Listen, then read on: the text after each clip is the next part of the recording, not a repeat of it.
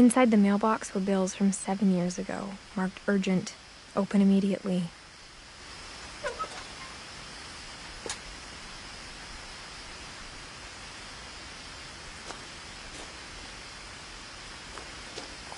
I hadn't been back since my brother Lewis's funeral.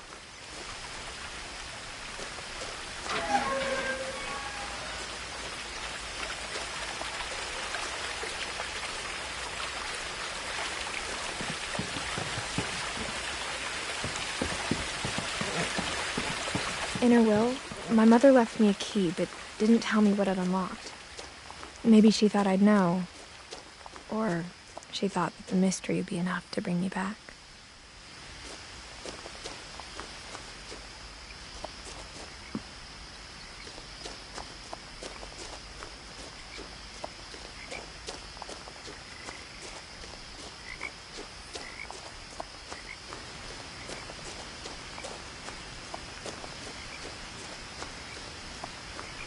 No one had driven this way in a long time, but I saw a few hoof prints.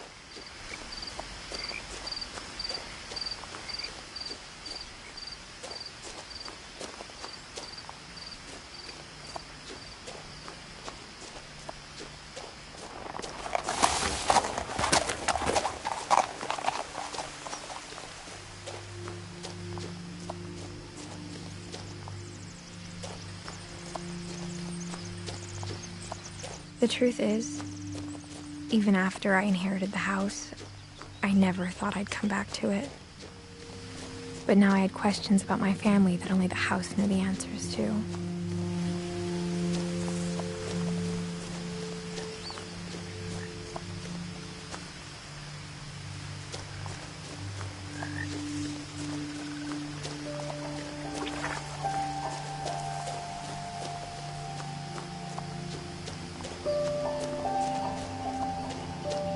The woods around the house have always been uncomfortably silent. As if they're about to say something but never do.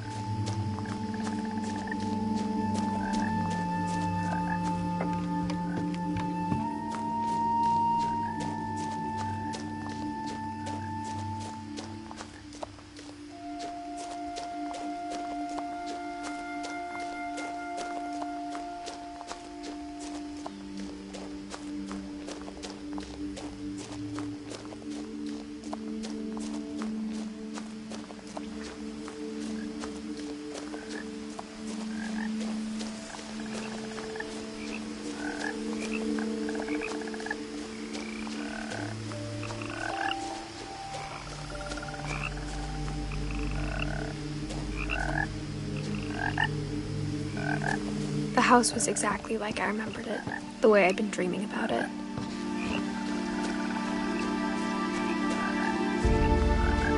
As a child, the house made me uncomfortable in a way I couldn't put into words.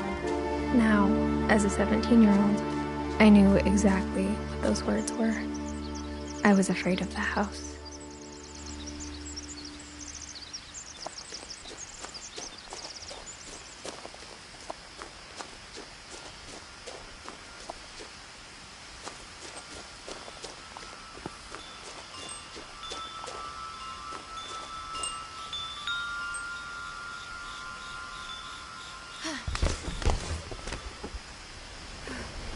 Crawling through the doggy door used to be a lot easier when I was 11.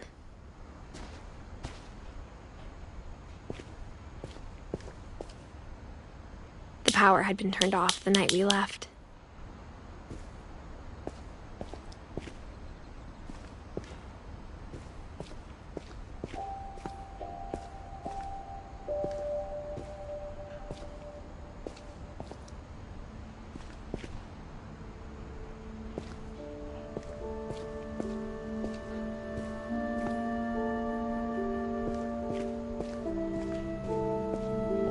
For the first time in years, I felt like I was home. But instead of a family, there were just memories of one.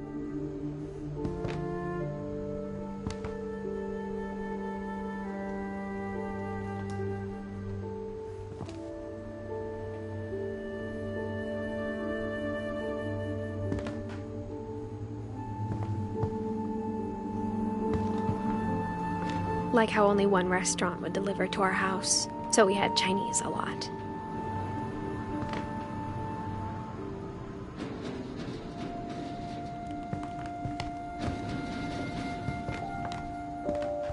Or how after Louis started working at the cannery, we all got sick of eating salmon. Except our cat, Molly.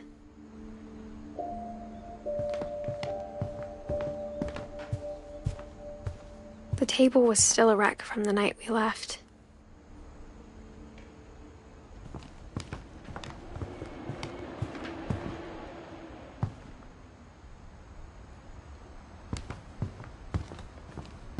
Nothing in the house looked abnormal.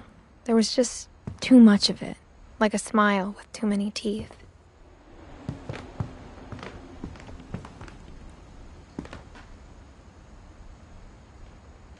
Even the fireplace had a story. Edie told me the bricks came from the original house, after it sank.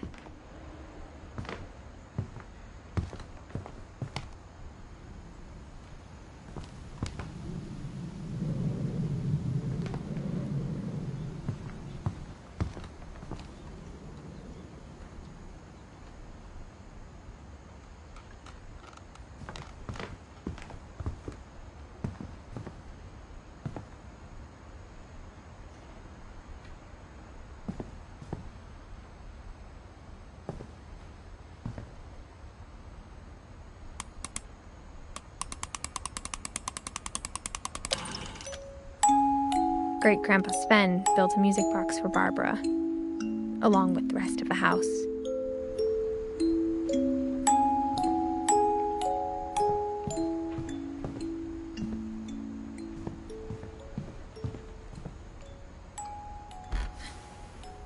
Edie told me once that every Finch who ever lived is buried somewhere in the library.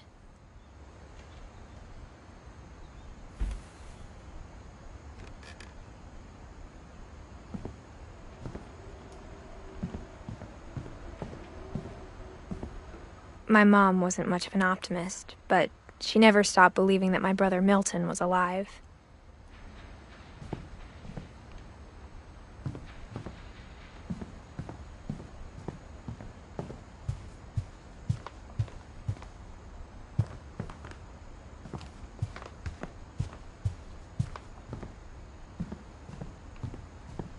Mom always told me to stay out of the basement, so I wasn't too surprised when the key didn't fit.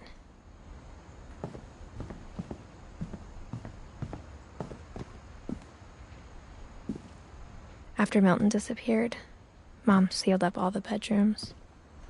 Then Edie retaliated and drilled peepholes.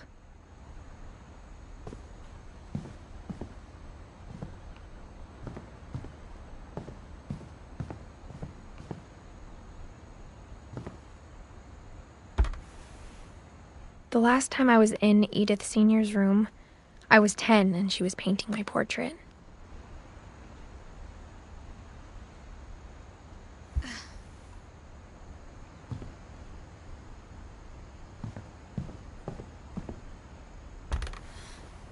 As a kid, I just assumed every house had peepholes and sealed rooms you weren't allowed inside of.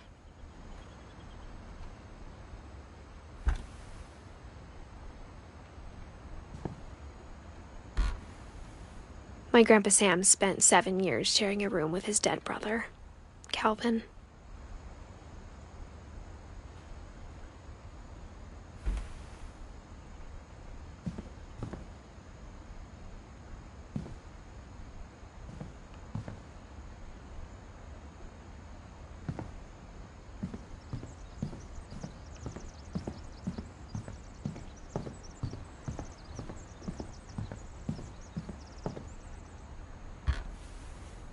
Barbara was a child star for 2 years, until America grew out of it.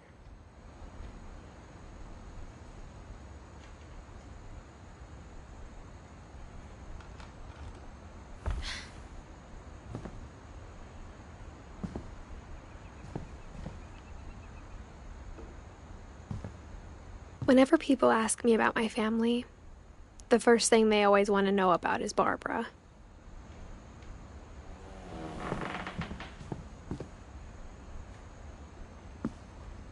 Mom must have locked the third-floor stairs on the night we left.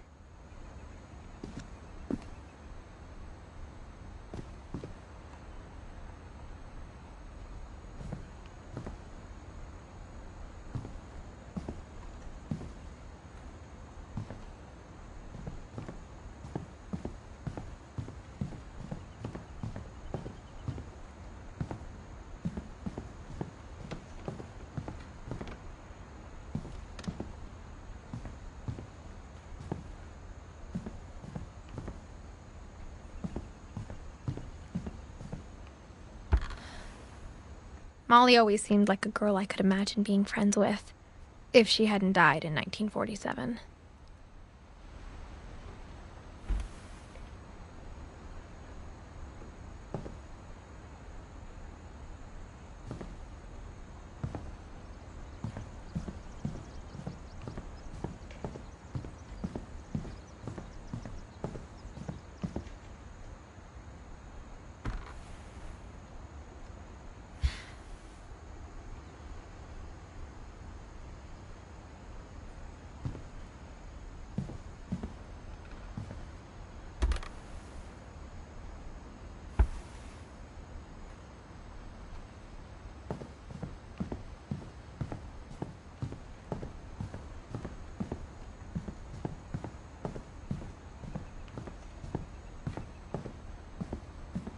I spent a lot of time playing in Great Uncle Walter's room. I think my mom sometimes regretted not sealing it up.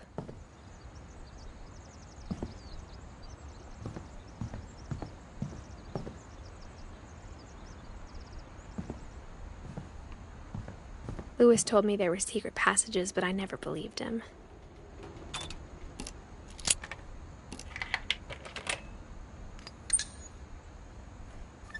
Turns out, my mom was really good at keeping secrets.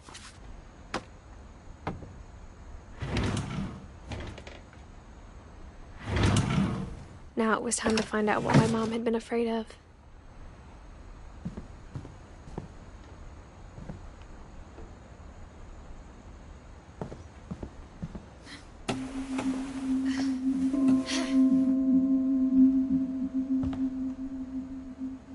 From the paintings on the wall, it was clear my brother Milton had been here before me. Reading this, maybe it sounds like I had a plan.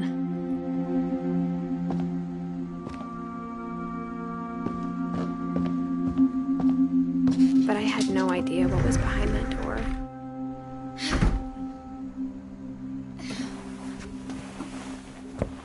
Just like I had no idea where all this was gonna lead.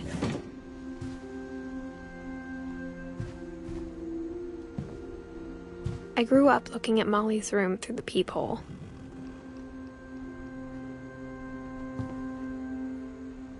Molly's gerbil had a tiny bedroom with its own even tinier gerbil cage.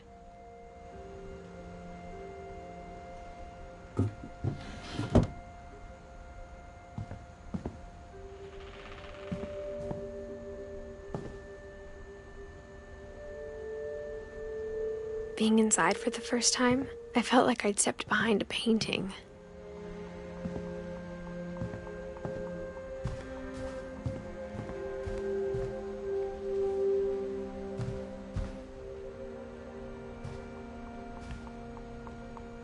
I got the sense Edie had spent a lot of time here, before my mom sealed the doors.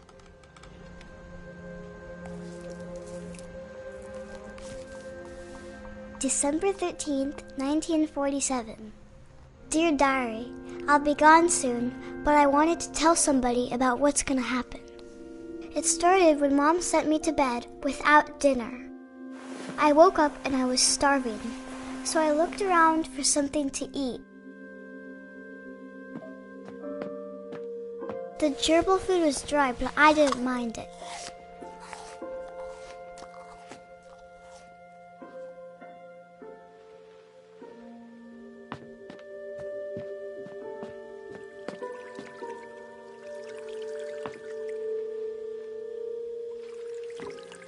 I thought about eating Christopher, but I held back.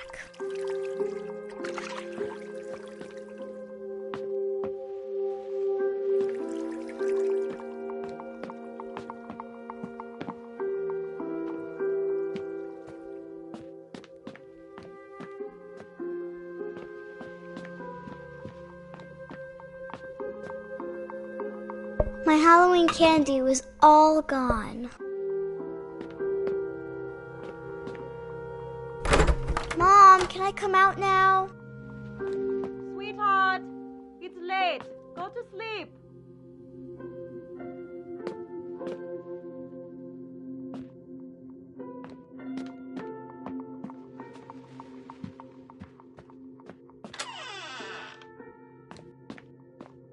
I kept eating and eating.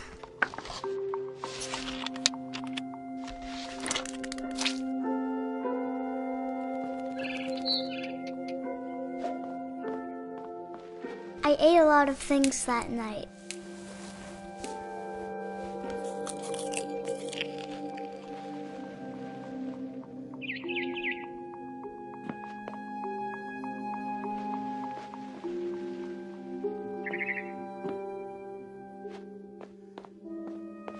Then I heard chirping outside my window. It was a barn swallow going back to her nest. I reached out for her.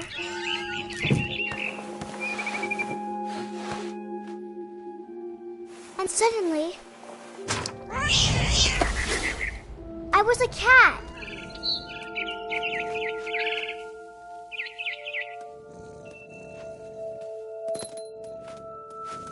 I tried to be quiet, but the bird was really scared.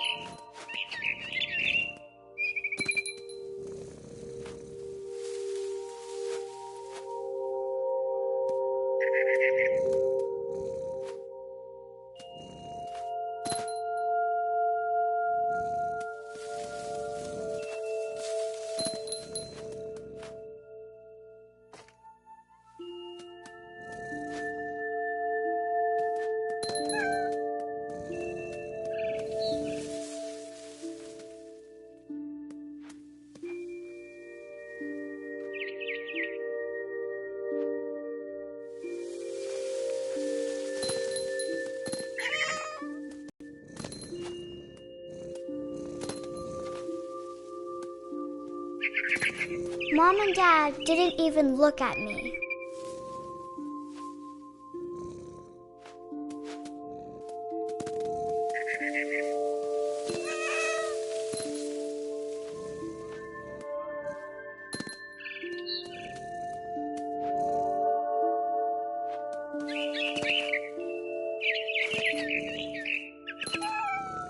The babies were all gone.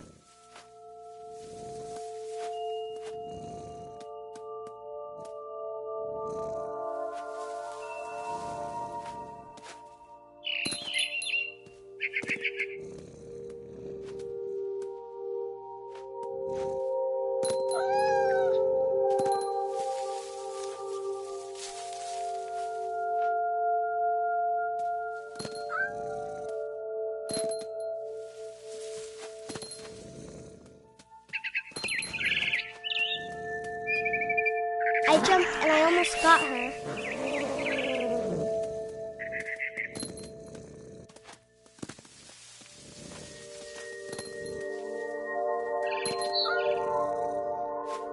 I could tell she was getting really tired.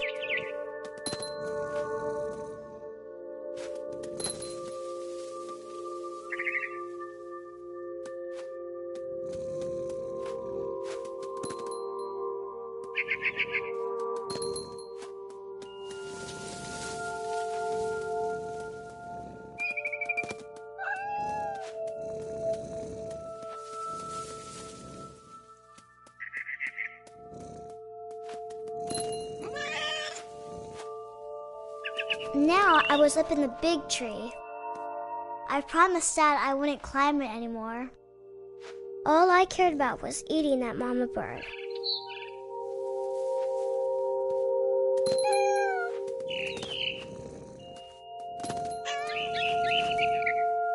I gobbled her up. And suddenly, I was an owl. First, all I heard was the wind. Then I heard little teeth nibbling in the grass.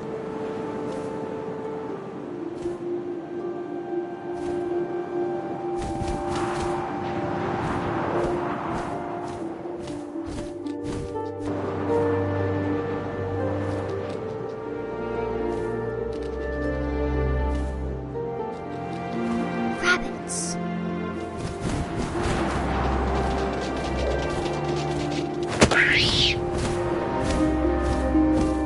I imagined his face looking up and seeing mine through my talons. I swallowed him up, and I didn't chew one bit. Then I flew off to find something bigger.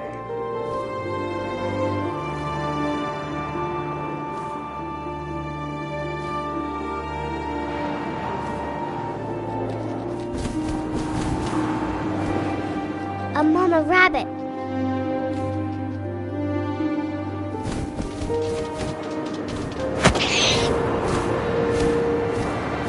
She was almost too big to carry. I started choking, but I couldn't stop eating. But suddenly, I was a shark.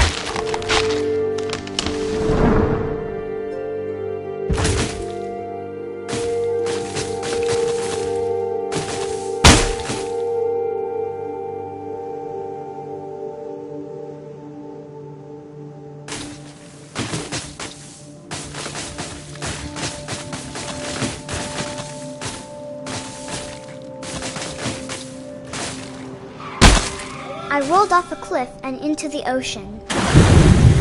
Now, I was hungrier than ever.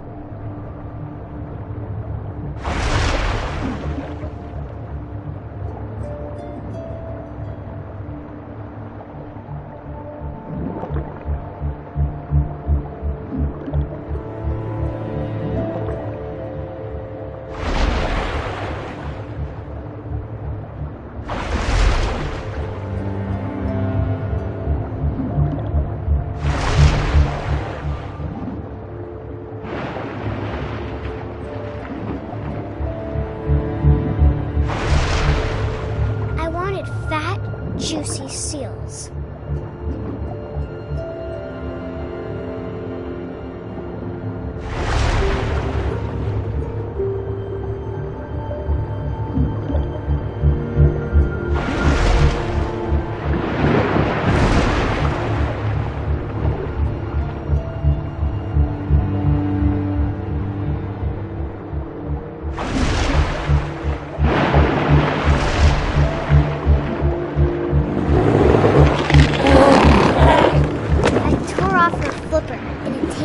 Really good.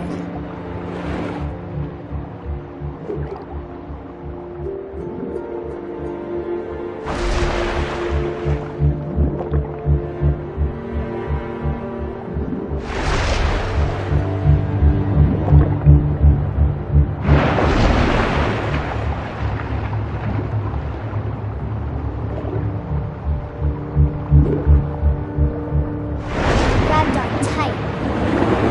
But I was so hungry, I jumped out of the water.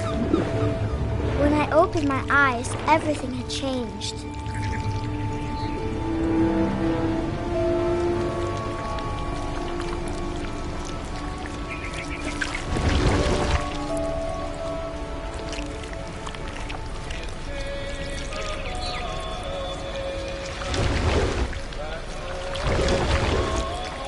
Now I was a monster, and I smelled people everywhere.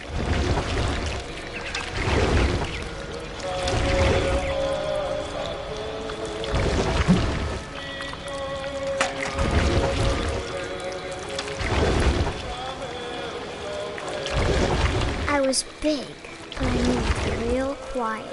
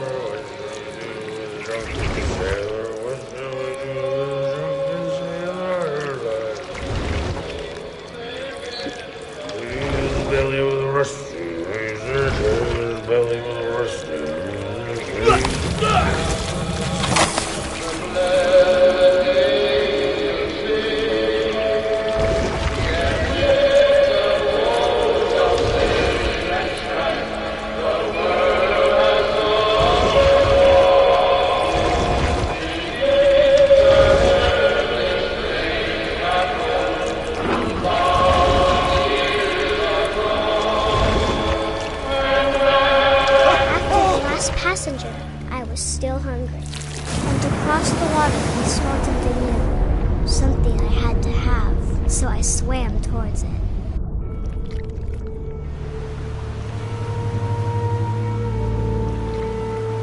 I slithered onto the sand, and the good smell went into an old pipe.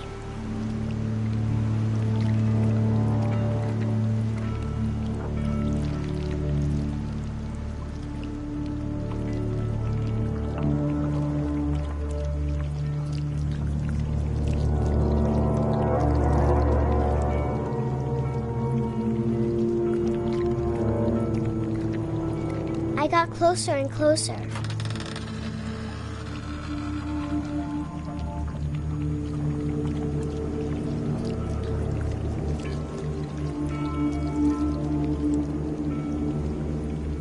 All of my stomach started growling.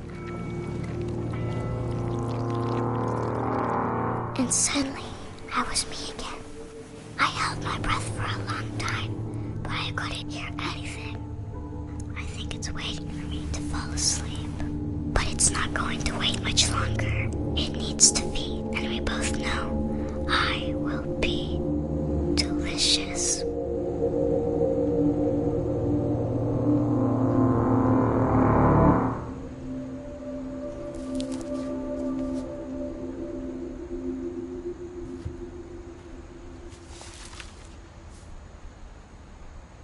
I'm not sure if I believed all of that, but I'm sure Edie would have.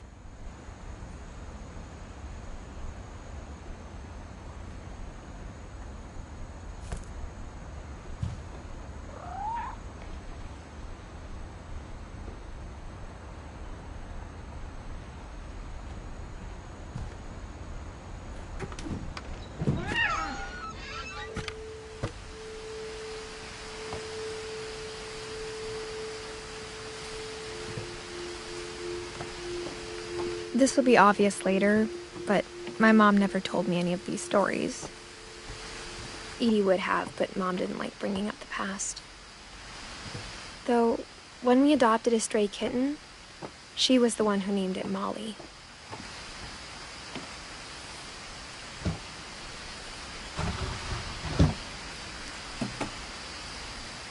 I spent a lot of time in Great-Grandma Edie's room.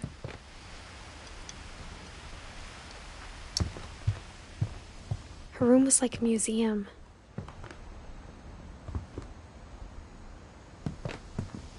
Edie knit me a new pair of gloves every year, just in time to replace the old ones. Louis died a week before we left, but Edie had already started to memorialize him.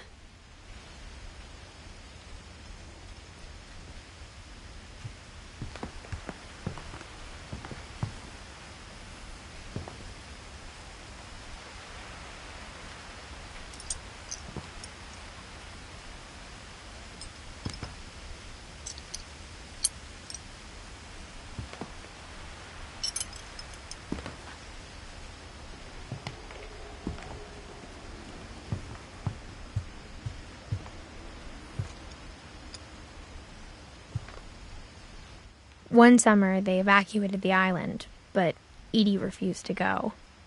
For a few weeks, she was a celebrity.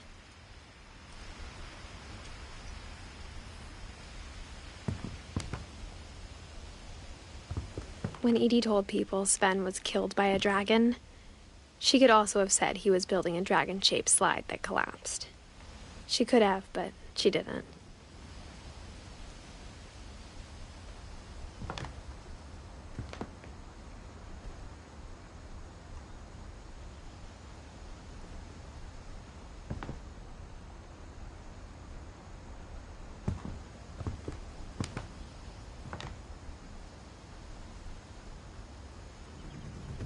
Even in her 90s, sometimes Edie seemed a lot younger than my mother.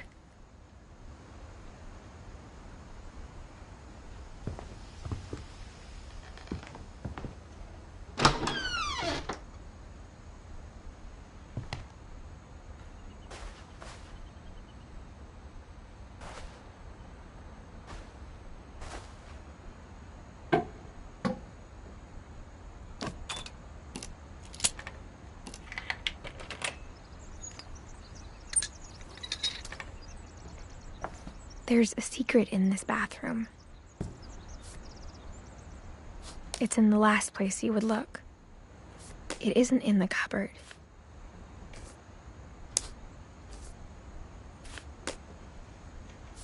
It's hidden in this book.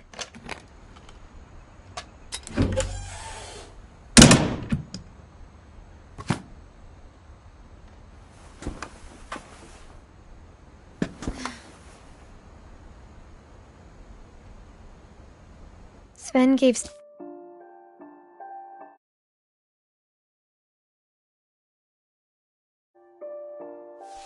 an old camera he'd refurbished. He never put it down.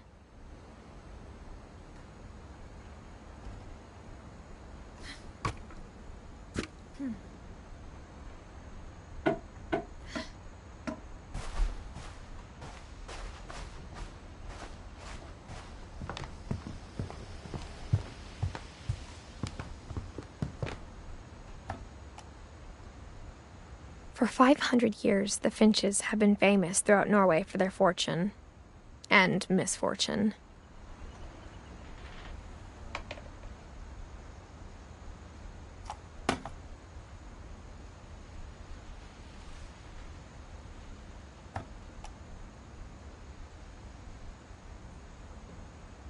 Odin Finch buries the latest victims of the family curse, his wife Ingeborg and their newborn son, Johan. On January 7th, 1937, he set sail with his family and his house, hoping to leave the curse behind. But 40-foot waves off the coast of Washington send the house and Odin to the bottom of the sea. Odin's daughter Edith, with husband Sven and baby Molly, step ashore on their new home, Orcas Island. Odin Finch is the first to be buried in the new family cemetery. His daughter Edie is already dreaming of a new Finch house.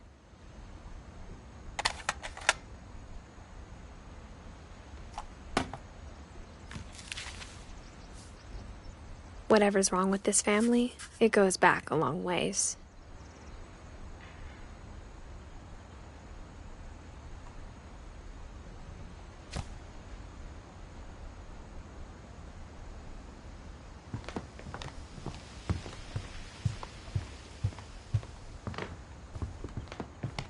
The only trace Grandpa Sam's first wife, Kay, left on the house was the pink bathroom.